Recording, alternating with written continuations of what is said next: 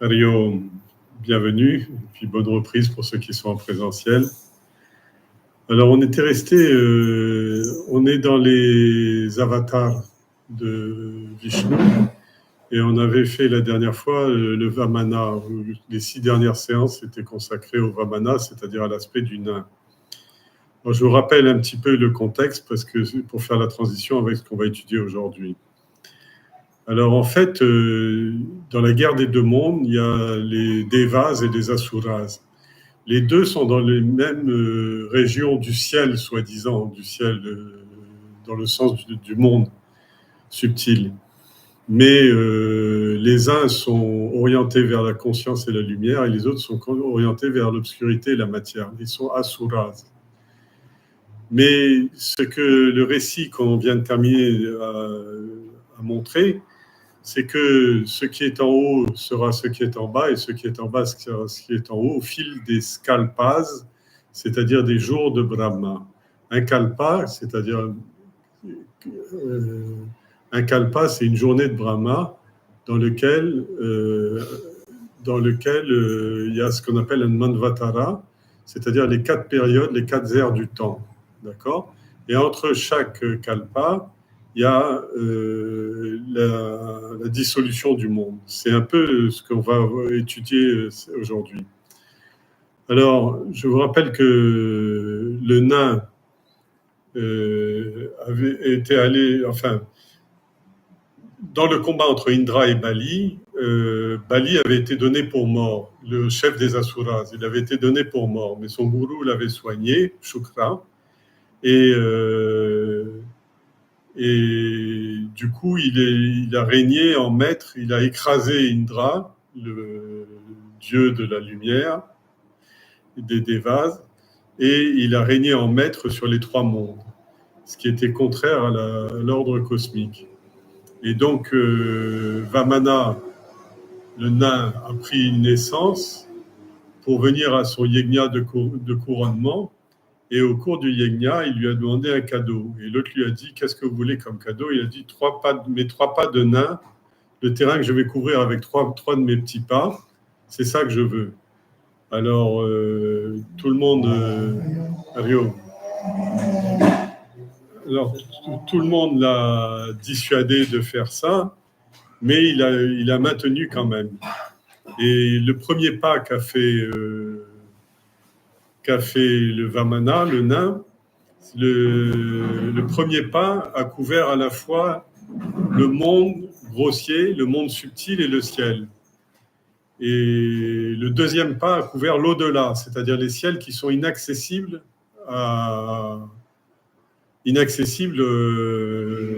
aux humains et même aux dieux. Et donc, il ne savait pas où faire le troisième pas. Et le troisième pas, Bali lui dit, la seule façon de faire le troisième pas, c'est ce qui ne m'appartient pas, mais qui m'appartient quand même, c'est que vous marchiez sur ma tête. Et l'autre marche sur la tête pour qu'il s'enfonce au fond de l'enfer, au fond du patala, du monde inférieur. Mais avant ça, il le fait attacher par l'aigle Garuda, il le fait emmailloter dans une corde qu'on appelle le Pashu, Vishnu Pasha, et il le conduit devant la totalité des hommes. Et là, il se fait bannir par son clan, par à la fois les Devas le méprisent parce que c'est l'ennemi vaincu, son clan le trouve que c'est un traître, et son gourou, parce qu'il lui a désobéi. Donc, il est projeté en enfer. Il va être projeté en enfer. Cet enfer, dont Vishnu prononce la sentence et lui dit « Je vais t'envoyer en enfer ». Mais quel enfer? C'est le Sutala. Sutala, c'est l'enfer de la frustration, c'est-à-dire de l'absence d'atteinte des résultats, etc. Et la frustration, pourquoi c'est un enfer? Parce que ça débouche sur un sentiment d'être incomplet, la souffrance, la jalousie surtout, et la haine des autres. C'est pour ça que c'est un enfer. Mais qui dit d'une façon très particulière, il dit « je vais te protéger à cet endroit-là ». C'est-à-dire que même dans le Sutala Loka, c'est-à-dire c'est un lieu privilégié où tu m'attendras avec ton grand-père, Prahlada, et jusqu'à la fin de cette époque, et à la fin de ces temps. Et dans le prochain Manvatara, c'est-à-dire la prochaine naissance du monde, après le prochain Pralaya, je vais renaître, tu vas renaître, et c'est toi qui seras Indra, c'est-à-dire c'est toi qui seras le chef des Devas, et un autre qui sera en dessous. C'est-à-dire que je vous avais rappelé la dernière fois, la roue cosmique qui représente le yin et le yang dans la tradition chinoise, où le noir et le blanc alternent au niveau macrocosmique, au niveau gigantesque. Mais tout comme nous, on est quand même soumis au jour et à la nuit, à la mort et à la vie, etc. C'est-à-dire cette roue du temps tourne dans tous les cas. Ça va pour là où on était resté la dernière fois? Alors, l'histoire d'aujourd'hui s'ouvre sur une question de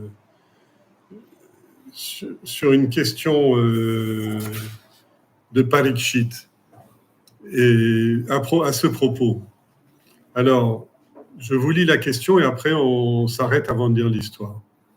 Parikshit demanda alors, à la suite de ce qui venait d'être raconté, il demanda alors à Shuka de lui raconter en détail quel rôle avait joué le Matsya Avatar du Seigneur. C'est-à-dire que globalement, il dit, sa question, le Matsya Avatar, Matsya ça veut dire le poisson. Vous savez que Vishnu prend 10 avatars, 10 avatars qui accompagnent toute la durée de l'humanité, le Manvatara.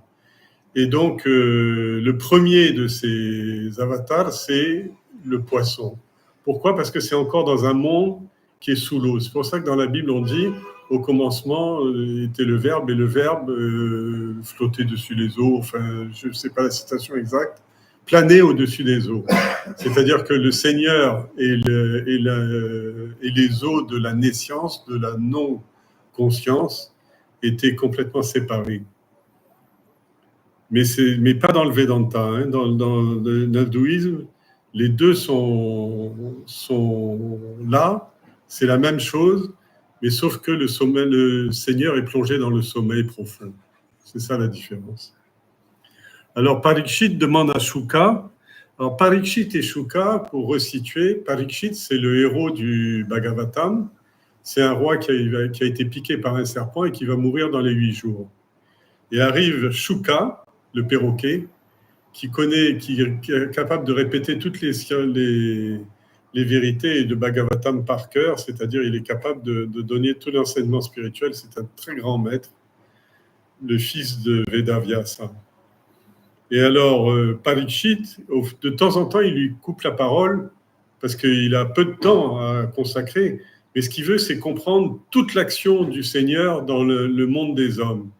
Et donc là, il aborde un sujet qui est très crucial, qui n'est pas directement lié au texte précédent, mais qui dit qu'est-ce qui se passe entre deux générations du monde, ou si vous voulez, en d'autres termes, qu'est-ce qui se passe pendant le déluge.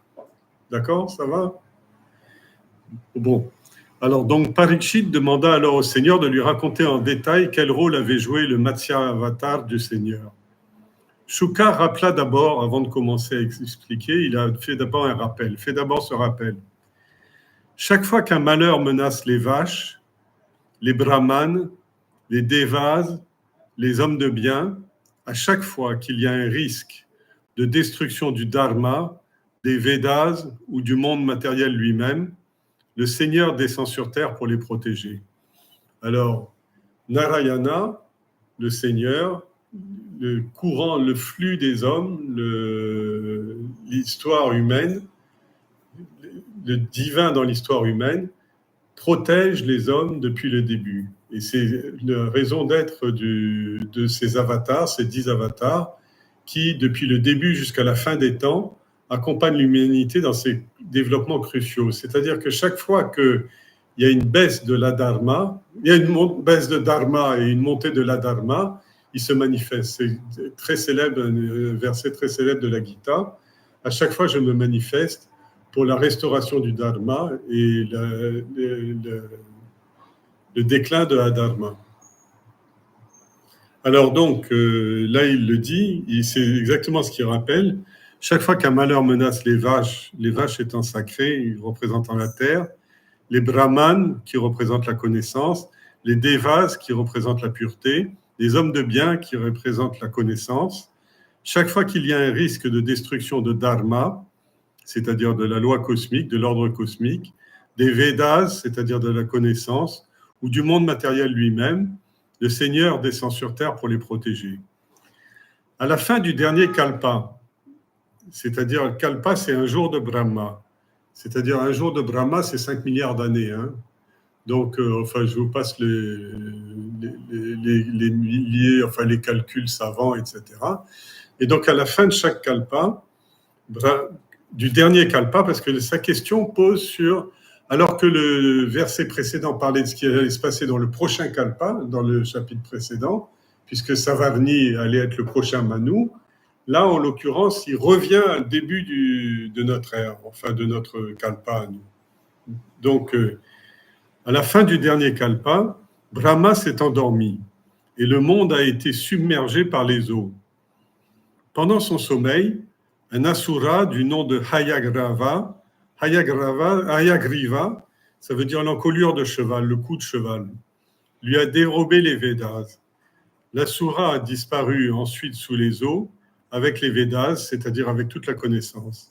Le déluge le Mahapralaya, le grand déluge, était Naimitika, c'est-à-dire que à partir du moment où la connaissance est occultée, a disparu, le Naimitika, c'est-à-dire occasionnellement, vous savez, dans les actions, dans le karma, il y a une distinction entre le nitya karma, c'est-à-dire ce qu'on doit faire tous les jours ou très régulièrement, se lever, se nourrir, se déplacer, etc., travailler et tout.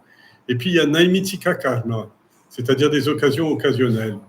Alors en fait, toute la durée du cycle humain ou du cycle du kalpa, du jour de Brahma, du jour du Créateur, toute cette durée-là, Dieu est au travail dans sa routine.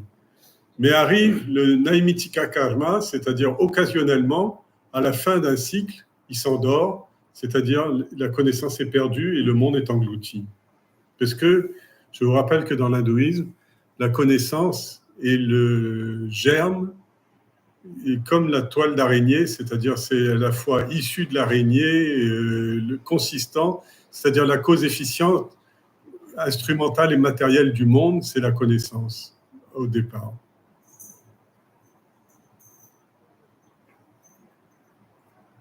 Bon, donc à la fin du kalpa, du dernier kalpa, le Créateur s'est endormi et le monde a été submergé par les eaux. Pendant son sommeil, un asura du nom de Hayagriva lui déroba les Védas.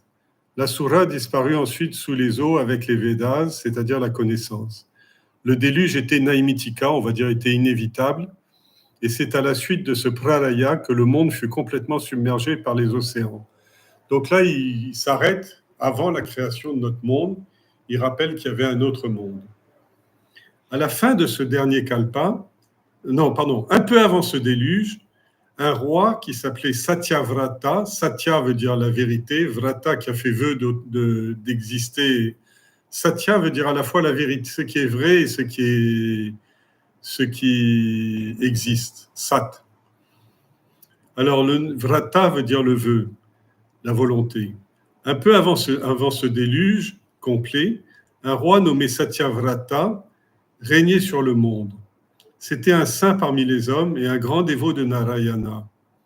À la fin du Pralaya, lorsque le monde fut à nouveau créé, c'est ce même roi Satyavrata qui reprit naissance en tant que fils de Vivaswat, un des 12 Atityas, c'est-à-dire le fils du soleil, et le Manvatara actuel, le monde actuel, fut donc appelé le Vaivashvata Manvantara, d'après le nom de son père, Vivaswat. Shradadeva, le pieux, fut le nom qu'on lui donna à sa naissance. Alors il rappelle déjà, parce que par exemple dans la Bible, on vous parle de Noé. Mais en fait, ce qu'il vous explique là, c'est que Noé termine un cycle humain et commence un autre cycle humain. D'accord ? mais il change de nom. C'est-à-dire que là, il va s'appeler, dans le nouvel ère, il s'est appelé au tout début de notre ère, au tout commencement de notre ère, il s'appelait Shraddha Deva, le Dieu de la confiance en Dieu. Deva veut dire le Dieu, Shraddha, la confiance, le pieux. Et c'est donc Noé dans l'hindouisme s'appelle le pieux. Et ce fut le nom qu'on lui donna à sa naissance. Et on va vous raconter donc ce qui s'est passé entre l'ancien Satyavrata, le dernier roi de l'humanité, et le nouveau Satyavrata, le premier roi de l'humanité. D'accord? Mais dans une nouvelle ère, dans un nouveau monde. Un jour, l'ancien, donc le roi Satyavrata, effectuait ses ablutions matinales au bord de la rivière Kritamala. Alors, ces ablutions, vous savez, les prêtres, ils font le Gayatri en offrant de l'eau au soleil, les brahmines. C'est-à-dire, ils jettent de l'eau au soleil et ils l'offrent aux Pitrus. Et en même temps, tous les matins, ils se purifient et ils chantent le Gayatri Mantra. Donc, c'était ce qu'il était en train de faire. Il recueillait l'eau dans les mains et il le reversait dans le fleuve. Et la rivière Kritamala dont on parle, elle existe toujours. C'est une des rivières, c'est probablement la rivière la plus importante du Tamil Nadu. Elle s'appelle la Vaigai. C'est une rivière du Tamil Nadu qui prend sa source sur le plateau de Periyar, dans les chaînes du Ghat, et traverse les villes de Madurai Meenakshi, Teni, Paramakudi et Ramanathapuram, c'est-à-dire Rameshwaram. C'est-à-dire que deux des plus grands temples de l'Inde sont le long de cette rivière. Et le Tamil Nadu est le lieu de naissance des Manus, c'est-à-dire des pères de l'humanité. Et les Manus sont donc au début de la race dravidienne. Enfin, laissez tous ces détails-là, je vous l'ai dit, si ça fait un écho chez vous.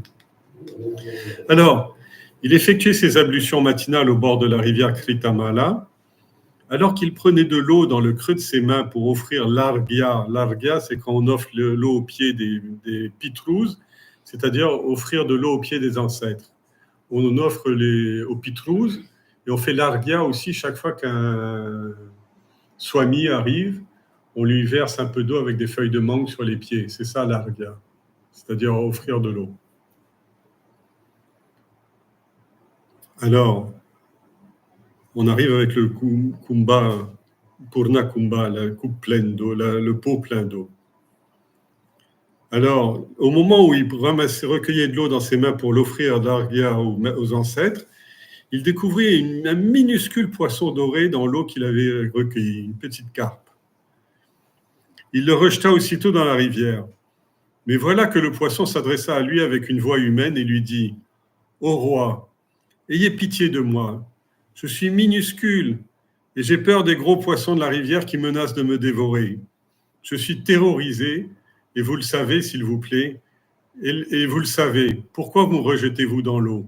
S'il vous plaît, éloignez-moi de ces eaux et protégez-moi. » Le roi fut touché par la demande du poisson et il le reprit dans le creux de sa main et le fit ensuite glisser dans son kamandalou et rentra chez lui. Le kamandalou, c'est l'espèce de théière, l'espèce de peau à eau que portent les sages en Inde. Vous avez sûrement vu. La nuit passa. Dès le lendemain matin, le poisson dit au roi « Il n'y a plus assez de place pour moi dans votre kamandalou. Veuillez me placer dans un endroit plus grand où je puis me déplacer librement. » Le roi prit une grande jarre, le plaça dans une grande jarre remplie d'eau. Environ 1 heure, pour être plus précis, 48 minutes, parce que c'est un muhurta, l'ancienne division du temps, c'est-à-dire le temps solaire. En moins d'1 heure, le poisson était devenu trop grand pour la jarre. Satyavrata le déplaça alors vers un étang, et le même phénomène se produisit. Le poisson se plaignait encore de manquer d'espace. Le roi continua à le transvaser dans des réservoirs de plus en plus grands. Mais le poisson se plaignait toujours avec la même rengaine. Il n'y avait pas assez de place pour pouvoir bouger. Le roi finit par l'emporter vers la mer pour l'y relâcher. Mais le poisson lui fit encore un reproche. Il dit « La mer est pleine de terribles requins et de baleines qui vont sûrement me dévorer. Pourquoi m'as-tu amené jusqu'ici » Alors, il se fait bien engueuler par le poisson. Satyavrata, le roi, esquissa un sourire amusé et lui répondit: Tu fais un bien étrange poisson. Tu peux à volonté devenir plus grand qu'un lac de 170 kilomètres, et cela en moins d'une heure. Je n'avais jamais rien vu de tel auparavant. Tu es sûrement pas un poisson ordinaire. D'ailleurs, je sais maintenant qui vous êtes, il passe au vouvoiement. Vous êtes le Seigneur Narayana qui a revêtu cet aspect dans un but que j'ignore. Ô Seigneur des Seigneurs, tout d'abord je vous salue. Vous êtes le refuge de tous les êtres tels que moi. Puisque vous vous êtes révélé dans votre vraie nature à moi, dites-moi dès maintenant, ô divin, pourquoi vous avez choisi cette forme étrange de vie? Poisson. Le Seigneur, sous la forme du poisson, prit la parole et lui dit: Tu as raison, j'ai pris cet aspect dans un but précis. Dans 7 jours exactement, les 3 mondes, c'est-à-dire le Bhur, Bhuva, Swaha, le monde grossier, les 2 ciels qui surgissent au-dessus, les 3 mondes vont être inondés, submergés par les eaux. Le Mahapralaya, le grand déluge arrive. Lorsque le monde sera sur le point d'être complètement englouti, tu verras un bateau flotter vers toi. Sois très attentif. Dès que tu pourras, tu devras y monter. Rassemble à l'avance tous les aushadis, les plantes médicinales, et toutes les graines qui existent, graha, qui existent, et emporte-les avec toi. Il est plus intelligent que Noé, hein, parce que Noé, il amène les éléphants, les girafes et tout, mais l'autre, il amène le sperme, c'est-à-dire juste les graines pour reconstituer le monde après, et que ça tienne sur le bateau. Enfin, c'est une blague. Alors, c'est intéressant de s'arrêter un petit peu là-dessus. Rassemble les Oshadis. Oshadis, c'est les plantes médicinales. C'est-à-dire que la vie est faite des semences, des plantes que l'on plante, et des plantes médicinales. C'est-à-dire, c'est un des principes de l'Ayurveda. C'est-à-dire que la nourriture en elle-même est le principal médicament, mais il y a des plantes qui viennent renforcer l'action de la nourriture dans tel et tel cas particulier. Et il lui demande de mener les deux au bord du bateau parce que l'homme ne peut pas vivre sans médicaments, sans réajuster. Il ne peut pas vivre uniquement de ce qu'il mange, comme les animaux. Alors, dès que tu verras le bateau, tu devras y monter. Rassemble à l'avance tous les aushadis, les plantes médicinales et les graines qui existent, et emporte-les avec toi. Accompagné des 7 rishis, prends place à bord du bateau. Une obscurité totale vous environnera, vous entourera. Mais la lueur des tejas, c'est-à-dire du feu intérieur qui émane des rishis, suffira pour vous déplacer. Vous serez ballotté par des vagues géantes sur l'océan à furie, mais n'ayez pas peur, je serai là dans les eaux. Et dès que vous me verrez, attachez le bateau à l'une de mes cornes en utilisant Vasuki ou Shesha, le serpent divin. Attachez le bateau à l'une de mes cornes en utilisant Vasuki ou Shesha, qui vous servira d'amarre. Et là, je me promènerai alors à ma guise sur l'océan pendant la durée d'une seule nuit de Brahma. Et vous serez tous, vous aussi, avec moi. Alors, l'histoire est un peu étrange. Elle est à la fois enfantine, mais elle est loin d'être enfantine. C'est-à-dire que globalement, celui qui s'endort au moment du déluge, c'est pas Dieu qui s'endort, c'est Brahma, le créateur. C'est pour ça que Brahma est différent. C'est un aspect de Dieu, mais qui est limité lui aussi. C'est-à-dire lui aussi, il a une vie qui représente des milliards de vies d'hommes, mais parce qu'on dit une année de Brahma, je vous ai dit, c'est 4 milliards d'années d'hommes, etc. Mais lui-même est appelé à disparaître. Mais il y a une chose qui ne disparaît pas, c'est-à-dire que Narayana, Vishnu, dans cet océan de l'ignorance, il traverse. Et justement, je voulais m'arrêter vraiment sur ce point-là, parce que ce qu'il décrit, Ça peut paraître assez fantastique, etc. Mais c'est exactement ce que vous allez vivre dans quelques heures au moment du sommeil profond. C'est-à-dire au moment du sommeil profond, le monde va être englouti. C'est-à-dire votre chère maison, ou votre chère épouse, ou vos chers enfants, ou votre chère voiture, etc. Tout va être noyé. Le seul qui va rester, c'est l'ego. C'est-à-dire le sens de le confort de l'ego, etc. Alors, mais dedans, même cette notion d'ego, vous pouvez pas, le seul moment où vous ne pouvez pas dire je, c'est dans le sommeil profond. Et qu'est-ce qui reste? Il reste le monde sous forme de, qu'est-ce que vous aurez quand même emporté sur ce bateau du sommeil profond?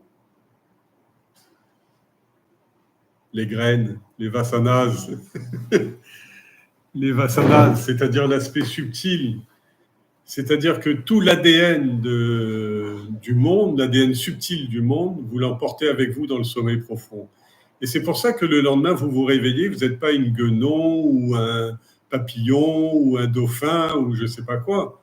Vous renaissez avec vos vasanas humains, avec tout votre ADN grossier, matériel et tout votre ADN subtil, et vous dites « Ah, j'ai bien dormi et je suis prêt à repartir à l'attaque pour une journée. » Alors, maintenant, à quoi est-ce ils accrochent ce bateau du sommeil? Ils accrochent ce bateau du sommeil à un serpent. Le serpent représente toujours le temps. D'accord? C'est-à-dire que le serpent nage sous l'eau, mais le temps passe sous l'eau. C'est-à-dire que c'est une autre forme du temps qu'on ne peut pas apprécier, mais c'est un autre aspect du temps. C'est pour ça qu'on dit que la nuit de Brahman dure autant que la journée de Brahman, ou votre nuit de sommeil. Vous ne pouvez pas dire que votre nuit de sommeil dure un certain temps, mais vu de l'extérieur, le temps est aussi maître de votre sommeil, vous sortez au bout de 7 heures, ou 8 heures, ou 9 heures de sommeil, vous sortez d'un quart d'heure de sommeil, vous sortez du sommeil à nouveau, au bout d'un temps à préciser, mais vous n'avez aucune conscience de ce temps-là, c'est-à-dire c'est un temps qui est chat.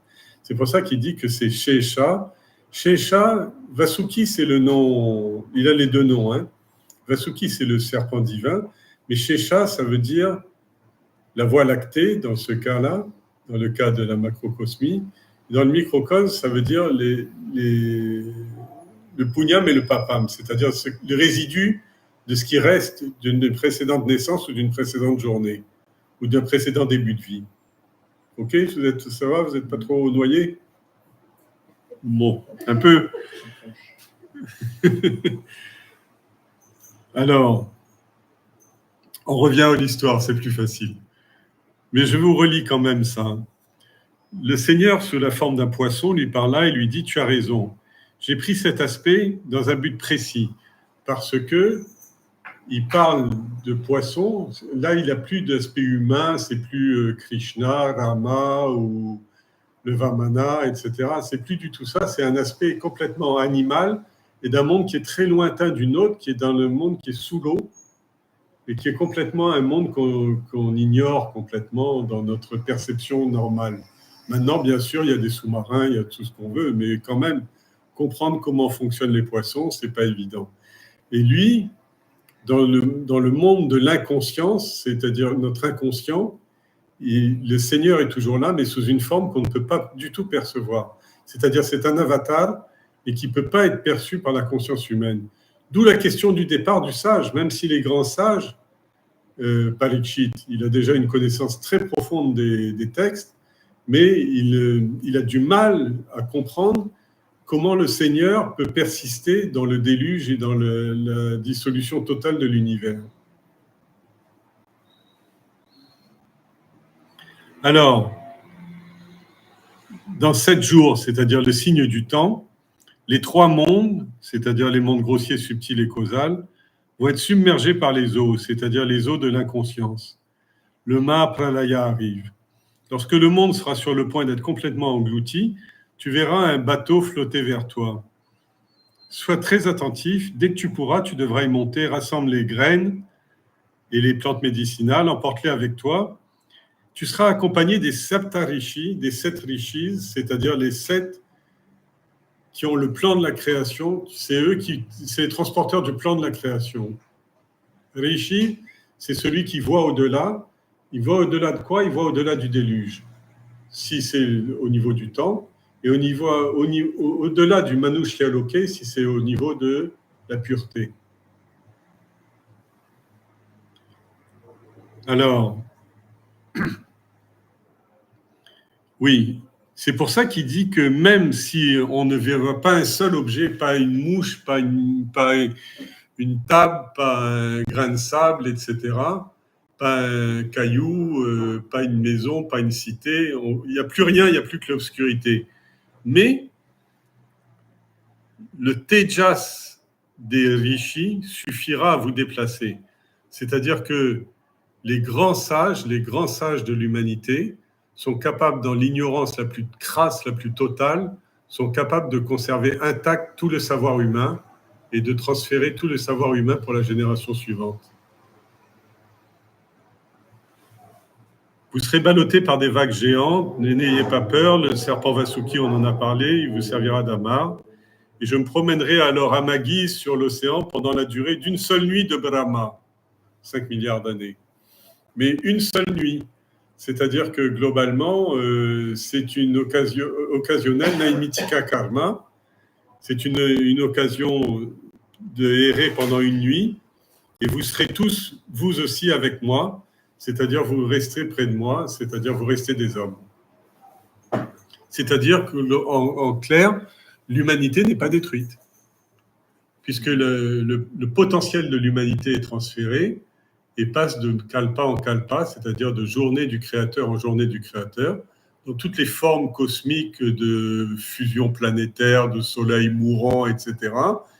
La race humaine, elle est protégée par le divin et elle voyage de kalpa en kalpa sous la forme des Saptarishis, des 7 rishis. Sur ce, le poisson disparut de la vue du roi.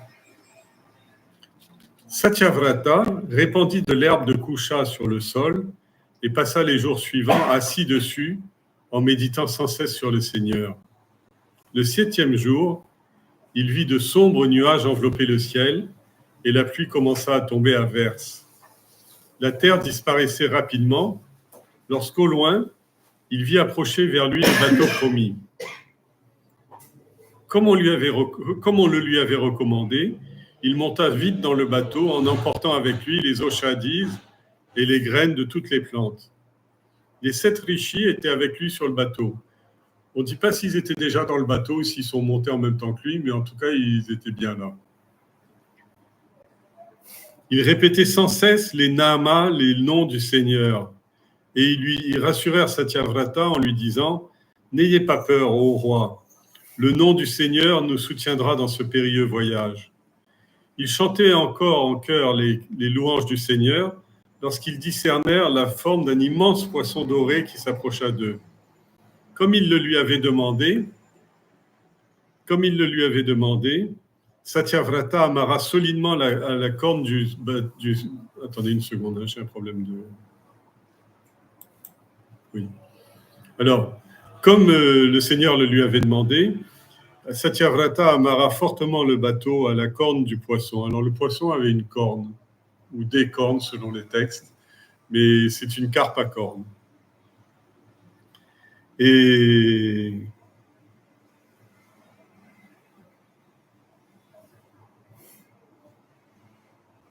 l'immense poisson doré, donc, il attache la nef à la corne du poisson. Le bateau était ballotté dans tous les sens par les vagues. Pourquoi? Parce que c'est les vagues de la matérialité, c'est-à-dire le monde aveugle. Et pourtant, il ne craignait pas de chavirer, puisque le Seigneur les avait pris sous son aile protectrice. Le roi salua alors le Seigneur et dit « Seigneur, c'est par votre grâce que des êtres humains ballottés dans le monde de l'ignorance parviennent au salut. » Pure Vedanta, là, il commence le grand discours védantique.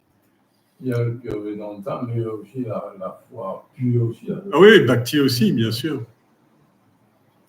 Alors, Seigneur, c'est par votre grâce que des êtres humains qui sont ballottés dans le monde de l'ignorance parviennent au salut. Vous êtes leur guide. celui qui conduit des ténèbres vers la lumière, Tamasoma Jyotirgamaya. Et c'est donc à vous qu'il revient de nous enseigner l'Atma Vidya. C'est-à-dire, l'Atma Vidya, la connaissance de soi, il faut que ce soit vient directement du Seigneur, à travers les rishis, et après les rishis, à travers le Guru Shishya Parampara. En fonction de l'évolution de l'humanité, dont le mental décline, mais à cet âge d'or-là, c'est-à-dire Satyavrata et ses enfants, ils sont dans l'âge d'or, le poisson est doré, c'est-à-dire qu'ils sont vraiment dans la pureté absolue, et c'est peu qu'au fil du temps, du Manvatara, que chaque yuga va décliner, l'homme va perdre un quart de sa conscience à chacun des yugas du Manvatara, jusqu'à être complètement démoniaque et diabolique et matériel. Alors, c'est donc à vous qu'il revient de nous enseigner à nouveau l'Atma Vidya, la connaissance de soi, qui nous permettra de réaliser que nous ne faisons qu'un avec vous. C'est le plus important travail de l'homme, c'est le plus important de devoir de l'homme, c'est de comprendre qu'il ne fait qu'un avec le Seigneur à travers une chose qui s'appelle la nature. C'est-à-dire, vous avez vu, même le démon est Dieu. On a vu dans l'histoire précédente. Donc tout le reste est Dieu. Mais la question, c'est de savoir lire ce livre de la vie. Et savoir lire ce livre de la vie, l'apprentissage du livre de la vie se fait dans les Écritures sacrées. C'est pour ça qu'il a dit, les Védas sont importants, mais ils sont perdus au moment où parle Satyavrata. Et il dit, mais nous ne faisons qu'un avec vous. Oui, c'est donc à vous qu'il revient de nous enseigner l'Atma Vidya, la connaissance de soi, qui nous permettra de réaliser que nous ne faisons qu'un avec vous. Je vous en prie, apprenez-nous quel en est le secret. Guhyam, le chapitre 9 de la Gita, le secret royal. Donnez-nous ce secret royal qu'on a vu la dernière fois. Alors, apprenez-nous aussi à démêler les nœuds de la Ahamkara et du Mamakara qui aveuglent l'homme et lui font croire que la Maya, l'illusion qui l'enveloppe, est la vérité. En fait, qu'est-ce qu'il demande ? Il demande directement, il demande l'Atma Vidya, c'est-à-dire la connaissance de soi, c'est-à-dire il veut le Vedanta pur. Et pourquoi il veut le Vedanta ? Il veut dénouer directement le Pashu, c'est-à-dire le nœud qu'il y a dans le cœur. Et ce nœud s'appelle Ahamkara, Bhokta, Ahamkara, Mamakara, pardon. Alors, en fait, le jeu et le mien, la conscience de jeu et de mien, c'est ça qu'il faut tuer. C'est l'ennemi, le dernier ennemi.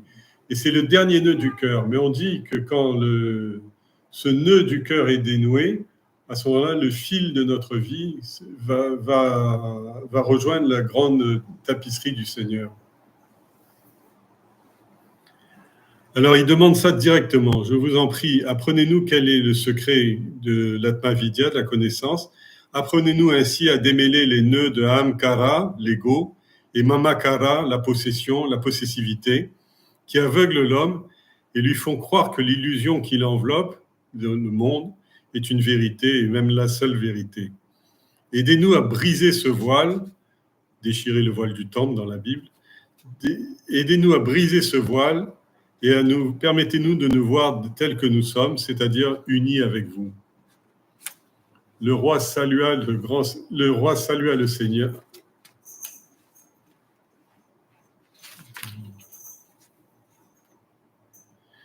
Dans son infinie bonté, le Seigneur prit sur lui d'enseigner le Brahma Vidya à Satyavrata. Il lui enseigna Jnana, Bhakti et Karma Yoga. En fait, non seulement il a enseigné. Alors, c'est la méthode du Vedanta qui surprend beaucoup d'autres chercheurs spirituels. C'est assez peu compris, cette affaire-là. Presque toutes les voies spirituelles commencent par soit la foi, soit l'action, c'est-à-dire la charité. L'action, ça veut dire la charité, l'action juste, la droiture, ne pas mentir, faire une action... enfin, tout le yajna, transformer son action en yajna, c'est-à-dire en offrande à Dieu. Ça, c'est une des voies qu'apprennent les Écritures sacrées. La deuxième voie qu'apprennent les Écritures sacrées, c'est celle de la prière. La prière ou voir la méditation, etc. Mais le Vedanta a une place totalement unique, c'est-à-dire que il dit, la vraie question, c'est qui suis-je? Et la vraie réponse, c'est je suis toi ou je suis soi. Mais une fois qu'on a dit ça, il faut reprendre. C'est-à-dire que très souvent, les gens qui commencent par le Vedanta lâchent la voie parce qu'ils n'arrivent pas à en déduire une démarche logique. Et c'est pour ça que tous les swamis qui enseignent le Vedanta incitent à pratiquer un rituel, incitent au karma yoga désintéressé et incitent à la méditation et surtout incitent à la bhakti, c'est-à-dire s'oublier dans la présence du divin. Alors, il rappelle ça, c'est-à-dire que, parce que c'est un vrai Vedantine. Le Vedanta, c'est pas décrété par le maître, hein, c'est décrété par le chercheur. C'est-à-dire le chercheur qui a soif d'authenticité, de vérité, et qui est radical dans son approche, il va poser des questions qui sont radicales. Mais après, il va avoir la réponse d'un maître. Donc, dans le Vedanta, la voix du gourou est très, très importante. Le gourou Shishya Parampara, la transmission est quelque chose de très important. Mais après, il va falloir qu'il renoue les fils avec le fil conducteur de sa vie et qu'il revienne sur les bases pour repratiquer, comme on le fait, par exemple, à travers les Puranas, repratiquer Bhakti. Alors, le Seigneur enseigne le Brahma Vidya Satyavrata. Il lui a enseigné Jnana, Bhakti et Karma Yoga. Durant le jeu, la lila du Seigneur dans les eaux, c'est-à-dire que les hommes étaient en souffrance, étaient en danger, ils étaient dans cet enfer du Sutana, et en même temps, parce que quand on parle des eaux dont on parle des eaux de la naissance, c'est-à-dire le Sutala dont je vous ai parlé tout à l'heure, le monde infernal, l'eau de la matière lourde. Mais le Seigneur, lui, quand il va en enfer, c'est une autre lila. Lila, ça veut dire une danse, un jeu, un amusement. C'est-à-dire que nager un petit peu dans ces eaux-là, c'est un plaisir pour lui. Comme nous, quand on passe la barrière de corail, on nage un petit peu et puis on revient vite. Durant ce jeu de cette lila du Seigneur dans les eaux, Narayana, sous l'aspect d'un poisson, en profita pour combattre l'asura Hayagriva et restitua les Védas à Brahma à la fin des Pralayas. C'est-à-dire que quand le déluge a pris fin, la première chose que le poisson fait, il remet au Créateur les Védas, c'est-à-dire il lui remet la connaissance. Et avec cette connaissance, il va pouvoir mener à nouveau son... Vous vous rappelez quand on avait vu l'histoire de Brahma, là, il était au début, et tapa, l'austérité, l'austérité, l'austérité. Et le Seigneur Narayana est venu lui donner la connaissance, c'est-à-dire les Védas. C'est la même histoire. Non?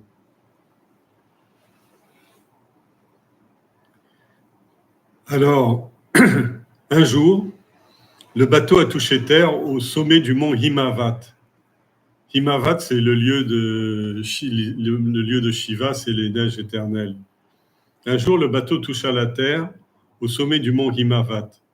Satyavrata naquit alors sous le nom de Shradadeva, c'est-à-dire son autre nom pour cette génération humaine. Satyavrata a pris le nom de Shradadeva, le fils du soleil Vivaswat, et devint le Manu de ce Manvatara. C'est pour ça qu'aujourd'hui, le Manu qui nous dirige, le 7e Manu de la lignée des 14 Manus, s'appelle Vaivashwata Manvatara. Le monde dans lequel on vit, c'est celui-là. C'est-à-dire, on est les enfants du soleil. Vivaswat, c'est l'héritier du soleil. Dans les notes de l'histoire précédente, je vous ai mis les 14 Manus.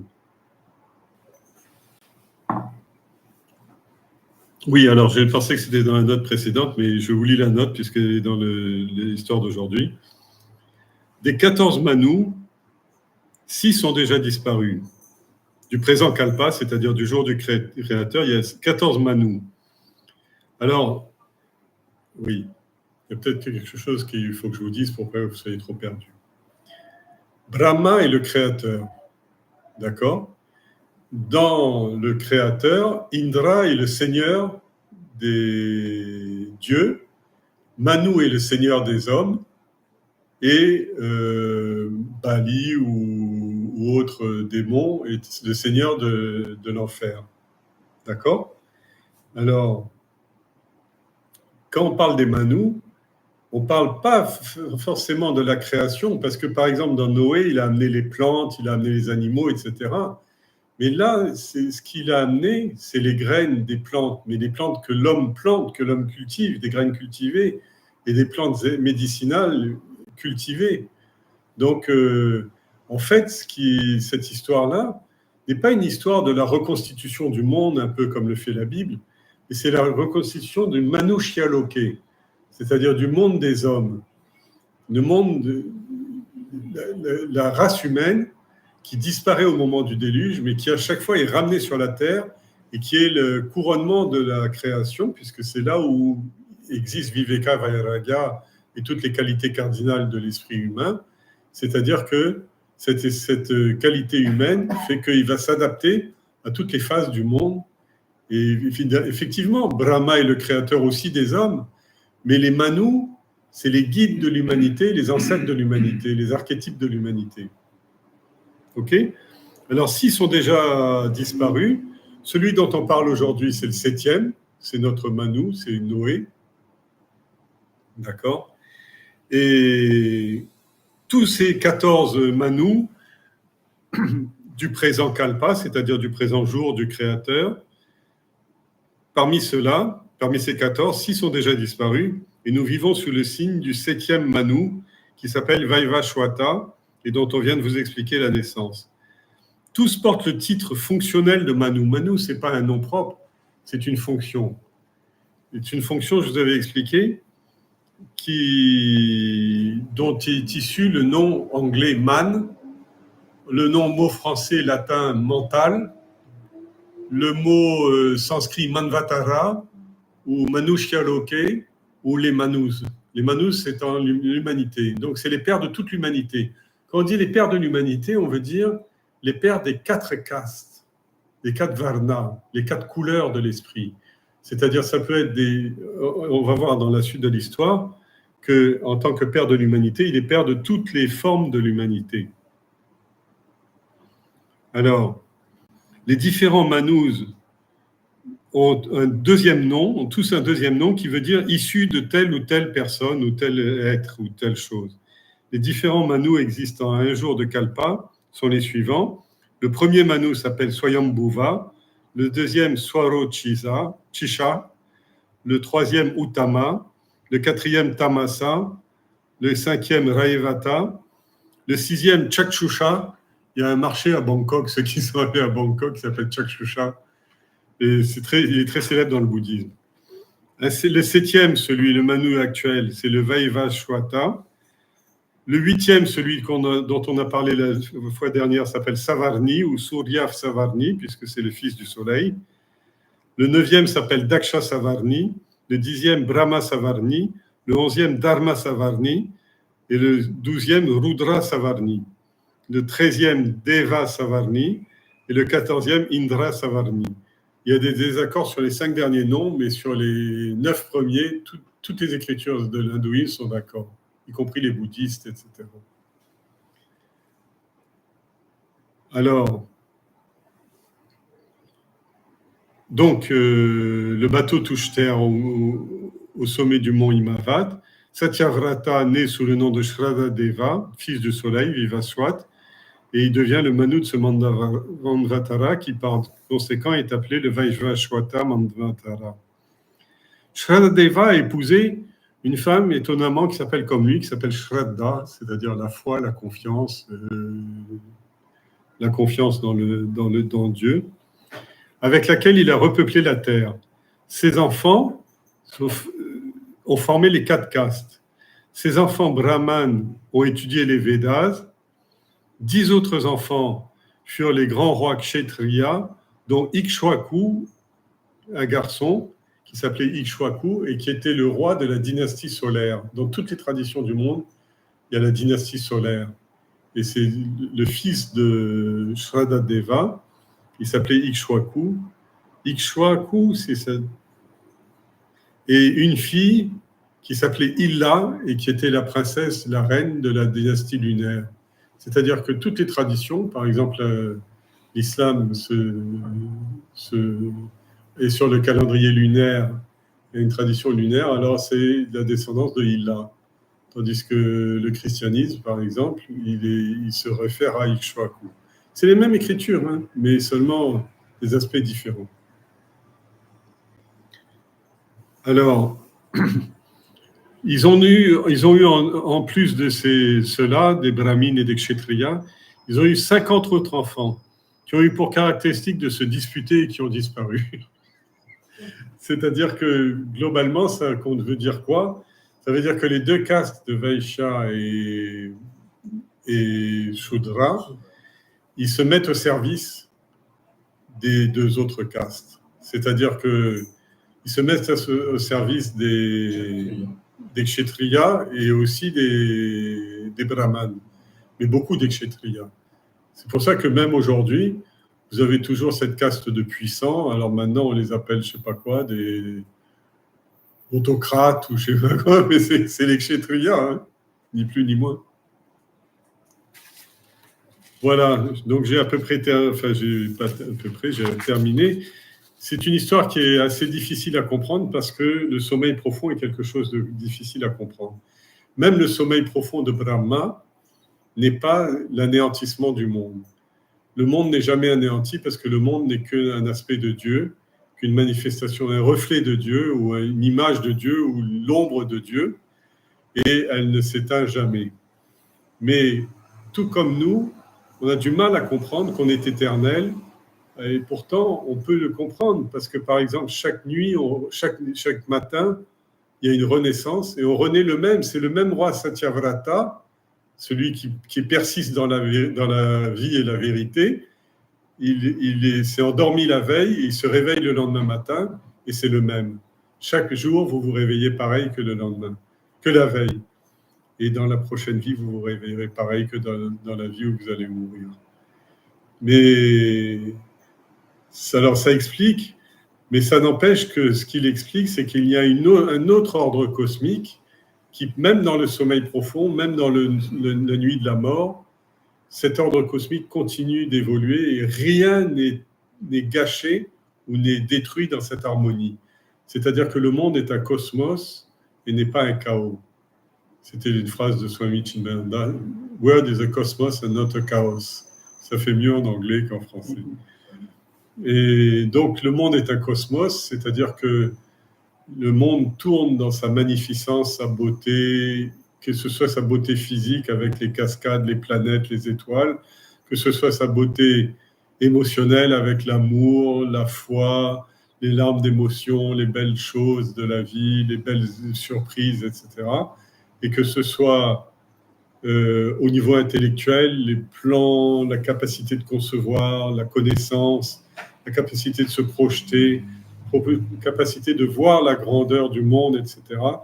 Tout est là. Mais sauf que dans le sommeil profond ou dans l'imperfection du mental, quand Varana Shakti et Vikshepa Shakti, c'est-à-dire la projection de l'ego ou l'ignorance ou de l'ignorance, quand l'esprit est recouvert à partir de tout ça, alors il se prend pour un misérable mortel et il dit « Je veux prolonger ma vie, je veux prolonger ma vie », mais la vie ne se prolonge pas.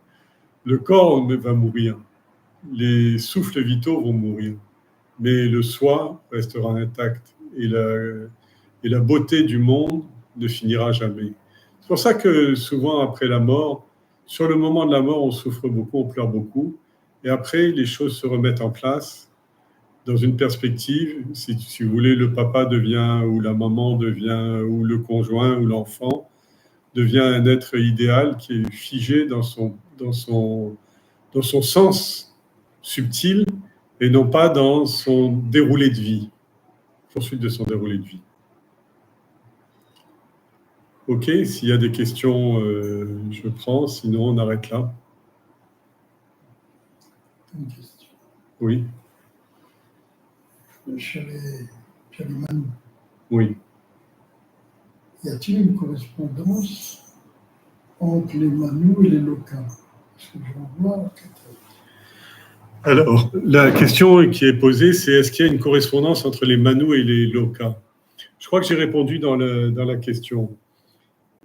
Les Lokas, ça a donné le nom français lieu.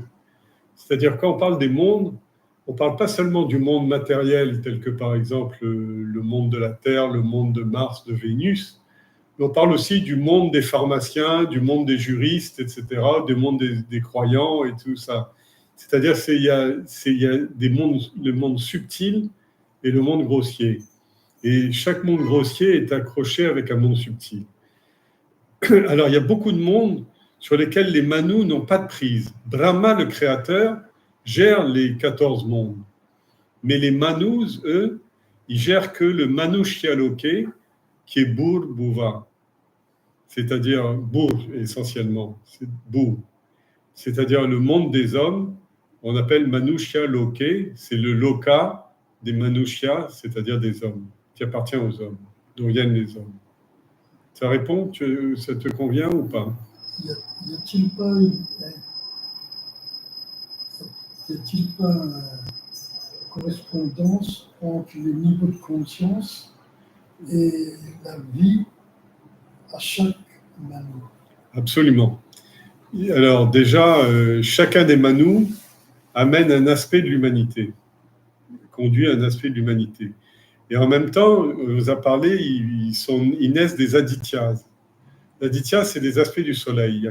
Il y a différents adityi, et chaque adityi est un aspect de la lumière du soleil. Mais pas l'aspect seulement grossier, c'est pas seulement la façon dont le soleil brille, mais c'est dans la façon dont il fait naître la vie et il génère la vie et la croissance. Et l'homme, par exemple, à travers notamment les textes, mais surtout, comment on appelle ça déjà? L'astrologie fait partie des premières connaissances de l'homme.